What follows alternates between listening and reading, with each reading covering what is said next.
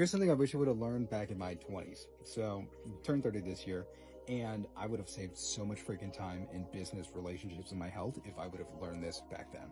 And it was the concept known as choice architecture. Now, I've spent thousands of dollars learning from courses, coaches, and so many different self-help books and spirituality books. And if you take it, it works really well. So the concept of choice architecture is, at its core, is you're not an idiot, you're ignorant.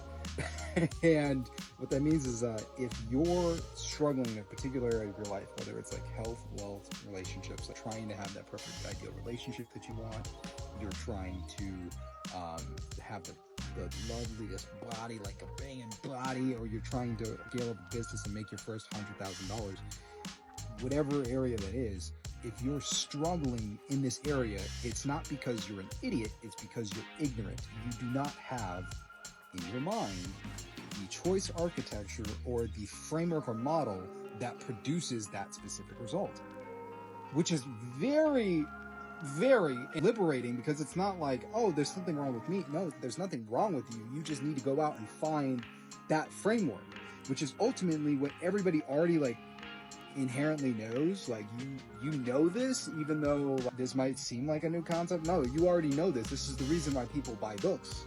This is the reason why people go to school and learn from a teacher. This is the reason why people buy courses and go to masterminds and coaching, is because ultimately we as people fundamentally understand that if we get around people who have the results that we want, they have demonstrated that they can produce these results, like they lose a bunch of weight or they make a bunch of money. If we spend enough time around them, we'll begin to mimic the way that they speak, the way that they think, and the way that they behave in the world around them. And if we mimic that, we should be able to produce the same results that they produce in their lives. Me, I've done that in the areas of relationships, health, and wealth. Like for health, I was fat as fuck. I was 200, just shy of 250, 250 pounds. And it was more than that. I was huge.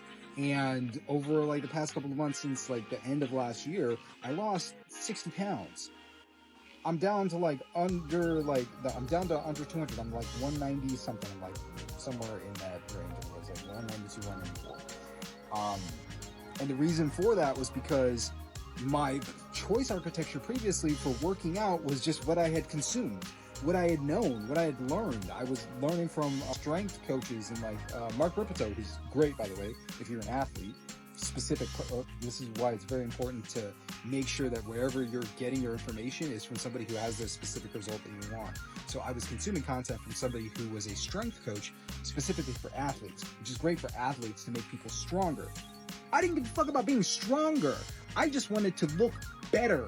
So what I did was I started searching for new systems so I can update my choice architecture so that I can make different experiences, because I hated going to the gym every other day and I was eating a whole bunch of food and getting bigger and fatter. And then I just built the pattern of eating a whole bunch of food out and not going to the gym because I was super sore and tired and I didn't want to go. So then I just blew up and ate a whole bunch of food. It was awful, terrible. Not to mention I was dealing with toxic mold in the apartment that I was at the time. So that's another story. Either way, all this stuff was going on. And once I ended up finding Mike Menser, who's a former Mr. Olympia, and he also trained another Mr. Olympia, Dorian Yates, and his entire philosophy and thought process behind how he systematically and scientifically created systems where people were only going to the gym every 4 days. I was like, this is the thing for me. And the only reason why that makes sense is because I listened to him. I understood his thought process. I understood his belief system and the thinking behind why you could go to the gym twice a week and gain a whole bunch of muscle and lose a whole bunch of weight. And it was because he understood basic principles and challenged the way that people thought and would work out extremely heavy or heavy enough and get the muscles to failure, true failure. And then when you get your muscles to true failure, you can't go anymore, that's all you need, because you triggered the growth mechanism and you only need one set. And the only reason why I learned that stuff was because I went out and got different choice architecture. And once I started working out that way, it was easy for me to consistently stay in the gym. And when it came to the stuff like nutrition, I took his nutrition advice and I ended up losing all the weight. I look better than I've ever had.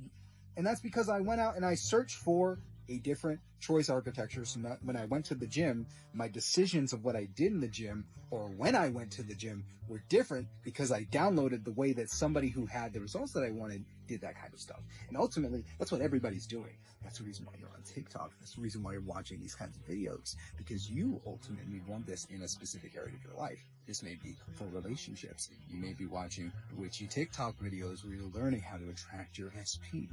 You may be trying to be on the side hustle or the hustle form of TikTok where you're learning about digital marketing and how you can sell affiliate stuff or do TikTok shops and then make $100,000 in the next few months. All these things work. But ultimately, you, whoever you are, whatever you do, you make the decision of finding somebody who already has the result that you want and get as close as you possibly can to that person to download and to mimic their behaviors, their thoughts, and their belief systems so that you could replicate internally all the stuff that they go through and produce the result. Now, the one thing that's interesting about the whole choice architecture and like the downloading process of unconscious systems and NLP and all this jazz is that you should be getting as close to the source as possible, which means the best thing to do is to have a relationship with this person in person. Or barring that, like a mentorship relationship where that person can actually give you the downloads of all the stuff that they think and actually tweak your behavior or thought process in the moment, which is why having mentors is extremely powerful, because the person can actually help you out, just like a personal trainer.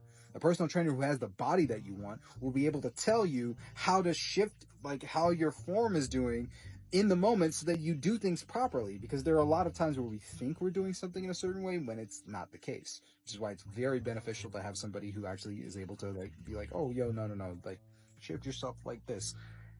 That's the same in business relationships or any business relationships or health, whatever you're doing. That's the biggest case, is to find somebody who can give you that actual in the moment feedback. Barring that, if you go down the system, because that's usually the most expensive and the toughest to find, the next one down is finding group coaching or communities where you're able to get live access to them, probably online. And it may not be, completely personal one-to-one, but you're able to get feedback from the group and other people who are applying this stuff, which can improve your actual results in this specific area. Which is sort of like taking a cooking class. If you're taking a cooking class with a bunch of other people, it may be cheaper than getting one-to-one, and now you get the ability to look at what other people are doing around you and adjust yourself, or have friends who are around you who can adjust you, or the coach or the teacher who goes around and helps people with your eggs or your quiche that you're trying to make. Next one down after group coaching is the course. Now, the course is one of the iffy areas, and this is why social proof is so important, because it's a codified version of that choice architecture, or that download of the codified thought process and systems that are going on internally in this person's head, that if you apply, produce the result. Now, the reason why courses are hit or miss is because some people create courses without having the live feedback loop of making sure that their code works properly. Because if you create a course, it's just like creating code. You need to make sure that the program works. And if you're just writing the code and then deploying it, and then you don't have a feedback mechanism between you and the students to find out, I need to tweak this to improve the code so that I get the result that I want when talking about this, that's usually what ends up like fucking stuff up. But if you have somebody who did have that live process as a coach and has a really good coding system in the courses work phenomenally, and they scale phenomenally because they codify and they produce the results. That's why having social proof with testimonials lets you know, oh, this course works, and that's why we're wired that way. But if you have any questions or thoughts about that, leave them in the comments. But that's something that I wish I knew earlier.